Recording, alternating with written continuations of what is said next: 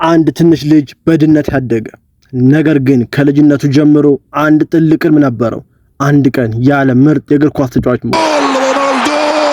ዛሬ ስሙ በሚጠራበት ጊዜ ስታዲየሞች በጭብጨባ ይናወጣሉ። የእሱም ጎሎች ደግሞ የእግር ኳስ ታሪክ አካል ሆነዋል። ይህ ክርስቲያኖ ሮናልዶ ታሪክ ነው። ክርስቲያኖ ሮናልዶ ዶስ ሳንቶስ አቬሮ የካቲት 5 ቀን በ1985 በፖርቹጋል ማዴራ ደሴት ውስጥ በምትገኘው ፋንቻል ተወለደ። ቤተሰቡ በከባድ ኑሮ ችግር ውስጥ ሊኖር ነበር። አባቱ የአትክልት ቦታ ተንከባካቢ ሲሆን እናቱ የቤት ስራ ሰራተኛ ነበረች። ሮናልዶ ግን ከድህነቱ በላይ የሚያየው አንድ ነገር ነበር፣ እግር ኳስ። በየቀኑ ኳስ ይጫወት ነበር። ሰዓታትን ሳይሰለቸው የሚላመድ ነበር። አንድ ቀን ይህ ችሎታው የቤተሰቡን ህይወት እንደሚቀይር በሙሉ ያምን ነበር። በ10 ዓመቱ የመጀመሪያውን ክለብ ተቀላቀለ። ከ2 ዓመት በኋላ ደግሞ ወደ ስፖርቲንግ ሲፒ አካዳሚ ለመግባት ቤተሰቡን ትቶ ወደ ሊዝበን ሄደ። ለ12 ዓመት ይህ ልጅ ከባድ ነበረ። ብቸኝነት፣ ናፍቆትና ከባድ ልምምድ በየቀኑ ይጠብቀው ነበር። ከዚያም ሌላ ፈተና መጣ። በ15 ዓመቱ የልብ ምት ችግር እንዳለበት ተገኘ።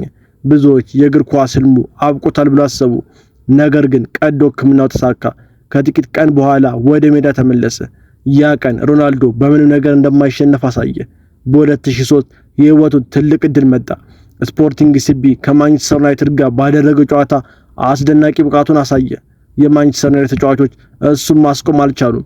ከጨዋታው በኋላ አሰልጣኝ ሰር አሌክስ ፈርጉሰን ወዲያውኑ አስፈረሙት። የዚያ የጀመረው የኮከብነት ጉዞ ነበር። ፍጥነቱ፣ ድሪብሊንጉ፣ ኃይለኛ ምቱና የጎል ስሜት ዓለምን አስደመመ። በ2008 የመጀመሪያውን ባሎን ዶር አሸነፈ። በ2009 ወደ ሪያል ማድሪድ ተዛወረ። ይህ የሙያ ወርቃማ ዘመን ነበር። በየሳምንቱ ጎል ያስቆጥር ነበር። በየውድድሩ ሪከርድን ይሰብር ነበር። ከሪያል ማድሪድ ጋር አንድ ሻምፒዮንስ ሊግ ዋንጫን አሸነፈ። በክለቡም ታሪክ ከፍተኛ ጎል አግቢ ሆኖ ተመዘገበ። በ2016 ደግሞ ሌላ ታሪክ ጻፈ። ፖርቹጋልን በመምራት የአውሮፓ ሻምፒዮናን አሸነፈ። ይህ በፖርቹጋል እግር ኳስ ታሪክ ትልቁ ስኬት ነበር።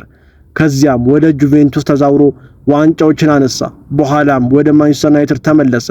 በ2023 ደግሞ ወደ አል ናስር በመቀላቀል አዲስ ምዕራፍን ጀመረ። ዛሬ ሮናልዶ ከ900 በላይ የሙያ ጎሎችን አስቆጥሯል። ብዙ ዋንጫዎችን፣ ብዙ ሽልማቶችንና ብዙ ሪኮርዶችን አስመዝግቧል። ነገር ግን ከሁሉ በላይ የሚያስታውሰው የማይሰለይ ትጋቱ ነው። ከድህነት ተነስቶ ወደ ዓለም ጫፍ የደረሰው ይህ ሰው አንድ ትምህርት ያስተምረናል። ህልም ካለ በትጋት ከሰራና ተስፋ ካልቆረጥክ የማይቻል ነገር የለም። ይህ የክርስቲያኖ ሮናልዶ ታሪክ ነው። ቀጣይ የማንን ታሪክ እንድናቀርብላችሁ እንደምትፈልጉ በአስተያየት ላይ ጻፉልን። ቪዲዮ ከወደዳችሁት ላይክ አድርጓችሁ